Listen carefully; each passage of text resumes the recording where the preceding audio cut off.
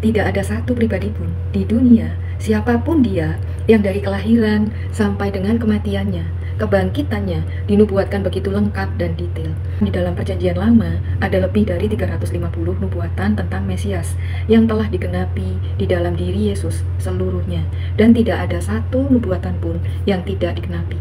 Padahal ditulis dalam rentang waktu ratusan tahun, ya, sebelum kelahiran Yesus. Luar biasa ya. Nubuatan-nubuatan tersebut ditulis oleh para nabi, ya, seperti Yesaya, Yeremia, Yehezkiel, bahkan oleh Raja Daud.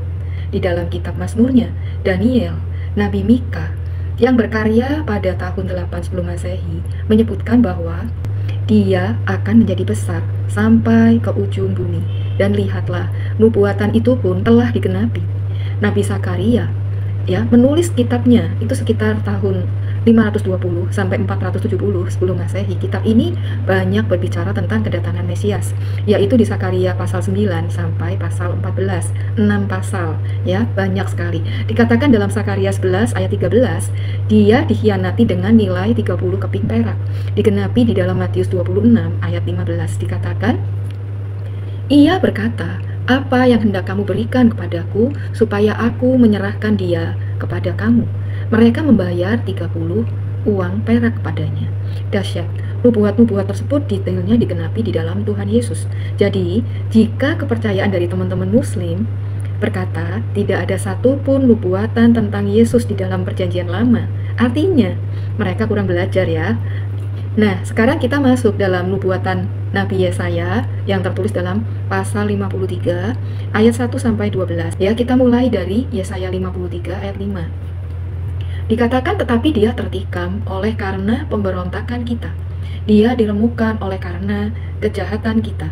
Ganjaran yang mendatangkan keselamatan bagi kita ditimpakan kepadanya. Dikatakan tertikam. Ini digenapi di dalam Yohanes 19 ayat 34. Tetapi seorang dari antara prajurit itu menikam lambungnya dengan tombak, dan segera mengalir keluar darah dan air.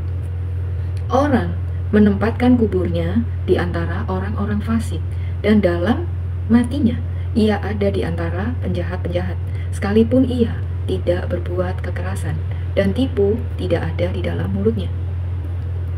Dikatakan di sini, matinya ia di antara penjahat-penjahat. Ini digenapi dalam sejumlah ayat, teman-teman. Di antaranya di Lukas 23 ayat 32. Dan ada juga digiring dua orang lain, yaitu dua penjahat untuk dihukum mati bersama-sama dengan dia. Matius 27 ayat 38 dikatakan bersama dengan dia disalibkan dua orang penyamun, seorang di sebelah kanan dan seorang di sebelah kirinya. Selain itu dikatakan ia tidak berbuat kekerasan dan tipu tidak ada di dalam mulutnya. Ini digenapi dalam sejumlah ayat juga, ya, di antaranya di dalam 1 Petrus 2 ayat 22, ia tidak berbuat dosa dan tipu tidak ada dalam mulutnya. Juga di dalam 2 Korintus 5 ayat 21, dia yang tidak mengenal dosa telah dibuatnya menjadi dosa karena kita, supaya dalam dia kita dibenarkan oleh Elohim. Juga di dalam Yohanes 8 ayat 46 dikatakan oleh Yesus sendiri ini, ya, siapakah di antaramu yang membuktikan bahwa aku berbuat dosa? Kesucian Kristus menunjukkan bahwa ia mengalami semua itu bukan karena dosanya sendiri, yang seharusnya itu bagian kita. Lalu kembali kita masuk ke dalam Yesaya 53 ayatnya yang ke-10. Tetapi Yahweh berkehendak meremukkan dia dengan kesakitan. Apabila ia menyerahkan dirinya sebagai korban penebus salah, ya, berarti penebus dosa, ya kan? Dikatakan Yesus menyerahkan dirinya sebagai korban penebus salah, penebus dosa. Ini digenapi di dalam 1 Petrus 1 ayat 18 sampai 19. Sebab kamu tahu bahwa kamu telah ditebus dari cara hidupmu yang sia-sia, yang kamu warisi dari nenek moyangmu. Itu bukan dengan barang yang fana, bukan pula dengan perak atau emas, melainkan dengan darah yang mahal, yaitu darah Kristus, yang sama seperti darah anak domba, yang tak bernoda dan tak bercacat. Lalu di Efesus 1 ayat 7, sebab di dalam Dia dan oleh darahnya kita beroleh penebusan, yaitu pengampunan dosa menurut kekayaan kasih karunia-Nya, yang dapat menebus, membayar dosa, teman-teman, hanya pribadi yang tidak berdosa, suci tanpa dosa, yaitu Yesus. Sekarang kita kembali ke Yesaya 53 ya, ayat 10. Selanjutnya dikatakan, ia akan melihat keturunannya, umurnya akan lanjut, dan kehendak Yahweh akan terlaksana olehnya. Ayat ini berisi nubuatan tentang kebangkitan Kristus ya, dan masuknya Dia ke dalam kehidupan yang tidak bisa mati ya. Setelah mempersembahkan dirinya di kayu salib tentunya ya. Seperti tertulis dalam Roma 6 ayat 9 dikatakan, karena kita tahu bahwa Kristus sesudah Ia bangkit dari antara orang mati, tidak mati lagi ya, tidak mati lagi. Maut tidak berkuasa lagi atas Dia. Dikatakan maut tidak berkuasa lagi atas Dia. Juga di kitab Wahyu 1 ayat 18. Dan yang hidup, aku telah mati, namun lihatlah, aku hidup sampai selama-lamanya. Dan aku memegang segala kunci maut dan kerajaan maut. Dikatakan aku telah mati, namun lihatlah aku hidup sampai selama-lamanya. Luar biasa ya teman-teman. Jadi fakta bahwa Dia bangkit, bahwa dosa sudah dibereskan ya. Selanjutnya kita sampai kepada Yesaya 53 ayat yang ke-11 dan 12 yang menyatakan kemenangan Kristus ya teman-teman. Dikatakan yang ayat 11, sesudah kesusahan jiwanya Ia akan melihat terang dan menjadi puas, dan hambaku itu sebagai orang yang benar akan membenarkan banyak orang oleh hikmat-Nya, dan kejahatan mereka Dia pikul.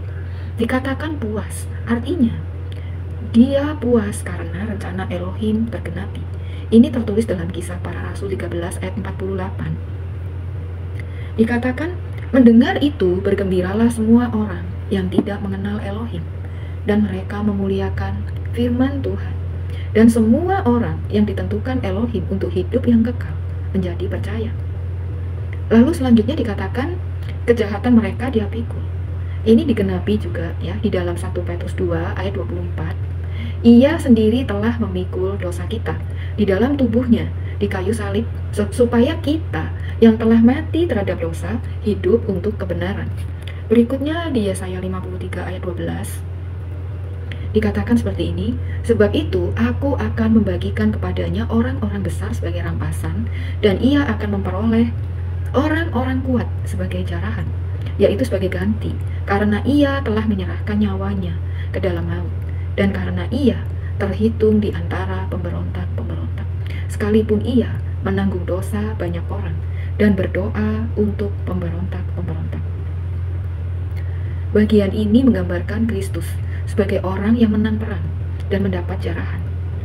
Yang dimaksud rampasan dan jarahan di atas bukan dalam arti sekuler atau duniawi, tapi dalam arti rohani, yaitu jiwa-jiwa yang menerima keselamatan karena dosanya sudah ditanggung, ditebus, dibayar oleh darah Kristus melalui kematiannya. Yesaya 53 ayat 12b menunjukkan alasan mengapa Ia menang, mendapat jarahan.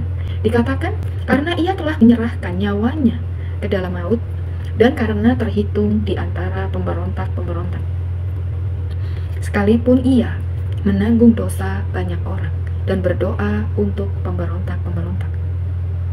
Kristus dianggap sebagai penjahat, pemberontak. Ini digenapi di dalam Yohanes 18 ayat 29 sampai 30 teman-teman. Sebab itu Pilatus keluar mendapatkan mereka dan berkata, apakah tuduhan kamu terhadap orang ini? Jawab mereka kepadanya, jikalau ia bukan seorang penjahat, kami tidak menyerahkannya kepadamu. Dikatakan seorang penjahat ya. Juga di dalam Lukas 22 ayat 37. Sebab aku berkata kepada kamu bahwa nas kitab suci ini harus digenapi padaku. Ia akan terhitung di antara pemberontak-pemberontak. Sebab apa yang tertulis tentang aku sedang digenapi. Juga di dalam Markus 15 ayat 27 sampai 28, bersama dengan Dia disalibkan dua orang penyamun, seorang di sebelah kanannya dan seorang di sebelah kirinya.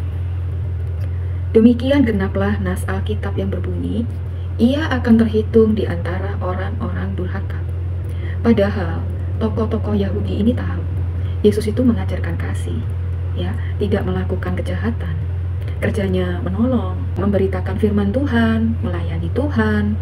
Nah, tapi mereka membenci Yesus, ya. Kembali ke Yesaya 53 ayat 12. Selanjutnya dikatakan, ia menanggung dosa banyak orang dan berdoa untuk pemberontak-pemberontak.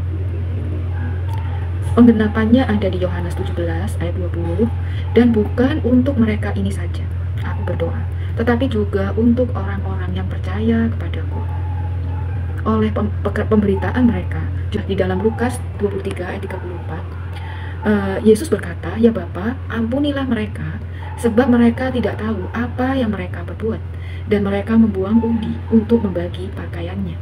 Kalau Yesus tidak bangkit dari antara orang mati, kita tidak akan pernah mendengar tentang dia, karena banyak orang mati. Ya teman-teman, Yesus mati dan bangkit dan naik ke surga.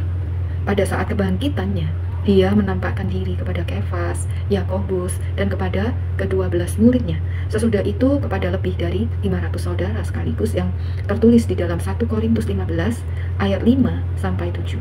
Begitu juga pada saat kenaikannya ke surga, yang tertulis dalam Lukas 24 ayat 50-52, disaksikan oleh banyak orang, teman-teman. Bagaimana ya Yesaya yang dilahirkan kurang lebih 700 tahun sebelum Kristus bisa membuatkan semua itu begitu detail dan terjadi persis sama, karena baik setan, malaikat tidak tahu, hanya Elohim yang tahu. Artinya Tuhan yang memberitahukannya, dan itu membuktikan bahwa Alkitab adalah firman Elohim, teman-teman ya. Alkitab ini penuh dengan nubuat dan semua digenapi dengan sempurna. Kebangkitan Kristus membuktikan bahwa maut telah dikalahkan. Di dalam 1 Korintus 15 ayat 26 dikatakan musuh yang terakhir yang dibinasakan adalah maut, ya. Fakta dia bangkit membuktikan bahwa dosa sudah dibereskan, maut dan iblis sudah dikalahkan. Kematiannya kelihatan seperti seolah-olah sebagai suatu kekalahan, tetapi kebangkitannya tidak ada sedikit pun kekalahan, ya. Sepenuhnya kemenangan mutlak atas dosa, maut, dan iblis. Sebab itulah kita mendengar cerita tentang dia. Itulah yang membuat cerita tentang Yesus ditulis di dalam Alkitab, teman-teman. Luar biasa ya. Jika dia hanya nabi, nabi mana punya kuasa mengalahkan kematian? Jika dia hanya manusia, manusia mana punya kuasa mengalahkan dosa? Bukankah manusia kodratnya adalah manusia berdosa? Yang bisa mengalahkan kuasa dosa dan maut hanya pribadi yang suci tanpa dosa, yaitu Elohim. Artinya Yesus ialah Elohim itu sendiri. Sampai di sini dulu pembahasan kita kali ini, teman-teman. Jesus bless you.